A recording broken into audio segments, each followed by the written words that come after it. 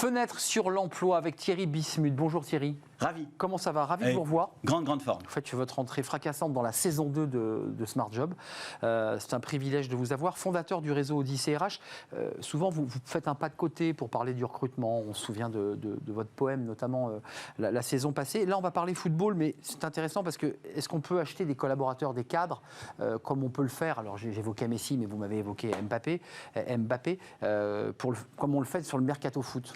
Oui, c'est-à-dire que je vous emmène dans un monde un peu imaginaire. C'est très théorique ce que je vous raconte aujourd'hui. Je n'aurais pas laissé penser que c'est une proposition concrète, mais un monde un peu imaginaire. Alors, il n'y aura pas de sabre laser, pas de super pouvoir. Un monde du travail un peu original où, effectivement, on pourrait acheter et vendre des collaborateurs ou, disons, les contrats associés aux collaborateurs, comme ça se fait dans le foot, d'une entreprise à l'autre.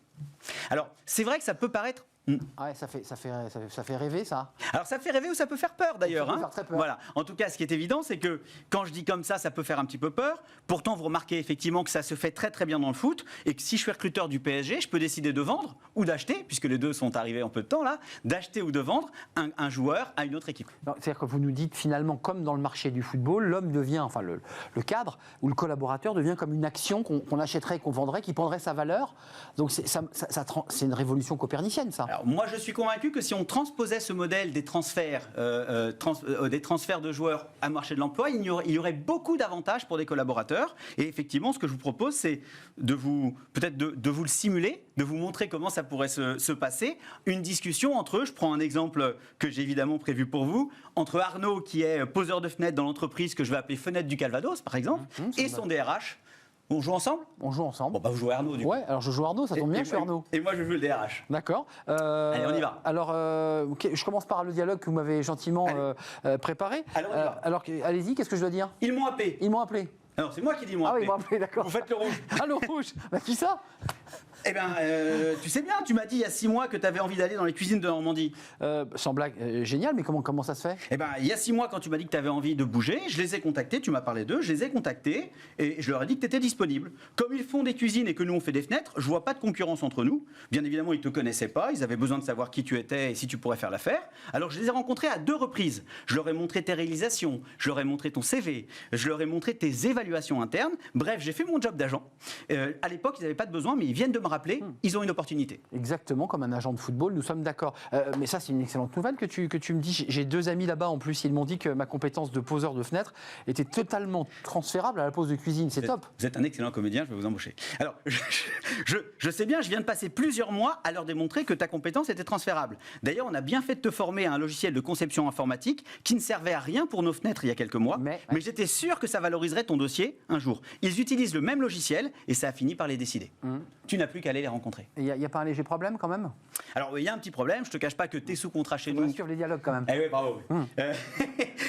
Tu es sous contrat chez nous pour encore 3 ans. On t'a signé il y a 2 ans. On t'a acheté 30 000 € à la boulangerie à laquelle on t'a acheté. Et on a évidemment investi pour te former à la pose de fenêtre. Et on avait prévu de te rentabiliser sur les 5 ans du contrat ou de te revendre au moins 100 000 €. Or, ils n'ont pas le budget. Ils veulent donner que la moitié. Donc, évidemment, je ne peux pas te laisser partir dans cette entreprise qui te plaît pour seulement la moitié de la somme initiale. Mais tu ne penses pas qu'il y a une négo possible?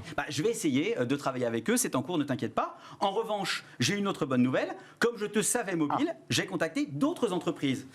Et dans le lot des discussions, j'ai été appelé par Menuiserie de Beauvais. Tu connais peut-être? Bah non, je connais pas du tout. Eh ben moi non plus, je connaissais pas. Ils font le même métier que nous à 200 km d'ici. Je savais que tu étais mobile, donc ça poserait pas de problème. J'ai eu plusieurs échanges avec eux aussi. C'est une toute petite entreprise, mais ils cherchent cette fois-ci un manager d'équipe. Chez eux, tu serais pas un simple poseur comme chez nous, tu encadrerais 3 personnes.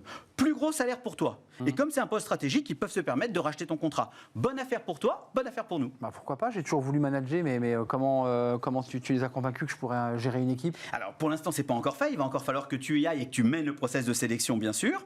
Mais l'idée d'intégrer pour eux un profil issu d'une grande entreprise comme la nôtre, réputée avec des processus dont ils pourront s'inspirer par ton travers, et recommandé par le DRH, ça leur a beaucoup plu. Et puis tu te rappelles, quand il y a quelques mois, je t'ai fait passer une formation au management, là encore, c'était dans l'idée que ça puisse un jour servir en cas de négociation. La chose est faite. Vraiment, honnêtement, Thierry, je n'aurais jamais eu aucune chance de les trouver, de les convaincre de me positionner sur un poste de management sans ton accompagnement. C'est incroyable. C'est pour ça qu'on a mis en place ce principe de contrat d'engagement cessible. C'est notre intérêt de te faire monter en compétences, y compris sur des savoir-faire qui ne nous servent à rien dans notre entreprise. C'est notre intérêt aussi de te faire connaître auprès de futurs employeurs en chassant des opportunités pour toi. Et puis, comme c'est le cas là, c'est notre intérêt de t'aider à les rejoindre le jour où tu veux partir. Alors, Bien sûr, si aucune de ces deux opportunités ne fonctionne, tu restes avec nous, c'est super. Moi, je vais continuer de chercher des opportunités. Si j'en trouve une pour toi, tant mieux. Sinon, tu restes avec nous 2 ans et dans 2 ans, tu seras totalement libre. Donc c'est exactement comme ça. Là, je redeviens Arnaud sur le plateau de Smart Job. J'arrête de jouer le rôle de poseur de cuisine. Mais vous le faites très bien. Mais j'espère. L'idée, quand même, c'est qu'on transpose le contrat sans avoir besoin de re-signer de nouveaux contrats. On est bien d'accord. Ou on doit repartir.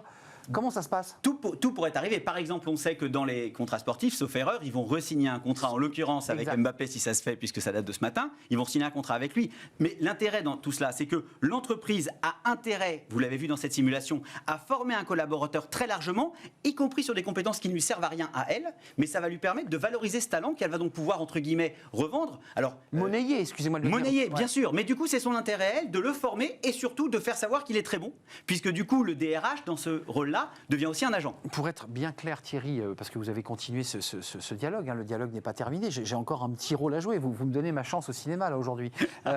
Quand même, le contrat de travail du salarié peut être signé, renégocié, mais l'entreprise, les deux entreprises, elles gagnent quoi, l'entreprise qui vend, elle gagne un peu ou pas ? Eh bien, prenons l'exemple. L'entreprise mes fameuses fenêtres là, il a acheté le Arnaud poseur de fenêtres 30 000 €. Il a une chance de le revendre 100 000 € parce que pendant cette période-là, il a fait progresser Arnaud, il l'a formé, il l'a fait évoluer.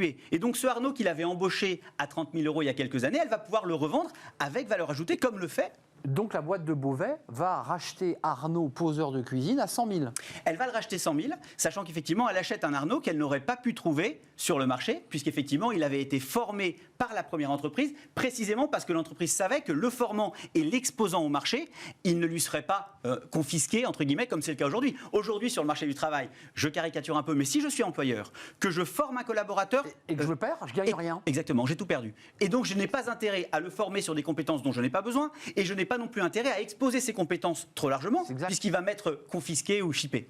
Juste une question technique qui est importante, parce que peut-être que ceux qui nous regardent se disent c'est totalement incroyable. Est-ce que le Code du travail autorise ce type de méthode ? Mais pas du tout, c'est évidemment totalement irréaliste. D'ailleurs, peut-être pas souhaitable, je vous le rassure. D'ailleurs, les premières, on pourrait tout à fait penser, en étant un peu cynique, que c'est une forme d'esclavage, puisqu'on est en train de revendre des individus et des contrats. Alors, ça se fait dans le football. Ça se fait dans le football. À coups de millions. Je veux évidemment dire également que c'est toujours le candidat, comme dans les simulations, qui a le dernier mot et qui décide. On ne peut pas faire jouer Mbappé dans une équipe dont il ne veut pas. Si on l'envisage au Real, c'est précisément parce que c'est son équipe de cœur. Donc on ne pourrait l'imaginer qu'avec l'accord et l'enthousiasme du collaborateur. Mais en tout cas, dans cette recherche d'emploi, l'actif qui est en veille aurait son employeur actuel en allié et non plus en adversaire. Il ne ferait plus une recherche d'emploi dans le dos de l'employeur, mais bien en allié.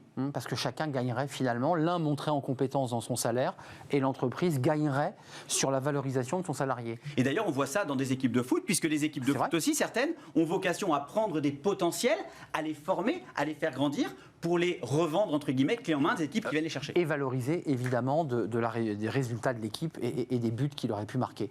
J'ai trouvé ça totalement extravagant et passionnant. Alors, le Code du travail n'autorise pas ce genre de choses. Bien sûr. Mais Thierry Bismuth s'est fait plaisir pour sa rentrée. Mais c'est vrai que c'est très intéressant, ce concept. Ça repense totalement le modèle. En tout cas, effectivement, et puis vous dire également, et pour terminer, que ce type d'idées, je reviendrai avec d'autres idées un peu saugrenues, mais qui permettent d'ouvrir un peu les chakras dans les semaines qui viennent, puisque je crois que c'est prévu. Ça fait partie d'une pièce de théâtre qu'on jouera à Avignon en juillet prochain sur les planches au Festival Off. Pendant un mois, les équipes Odyssée joueront des scénettes avec des thématiques de l'emploi toujours un peu polémiques ou originales. Moi, je viendrai jouer le poseur de cuisine. Mais j'allais vous le proposer. Eh bien, c'est parfait. Rendez-vous à Avignon dans un an, dans la cote de travail, le maître du poseur de cuisine. Merci Thierry d'être venu nous rendre visite, Odyssée RH, dans notre rubrique Fenêtre sur l'emploi. Merci à toute l'équipe, merci à vous qui nous regardez. On sera là demain, évidemment. Merci à Fanny Griesmer, merci à Margot Ruot, merci à notre ami réalisateur, merci à Alex au son, et merci à tous ceux qui nous accompagnent et qui réagissent sur les réseaux sociaux. Je serai là demain, rassurez-vous. Bye bye.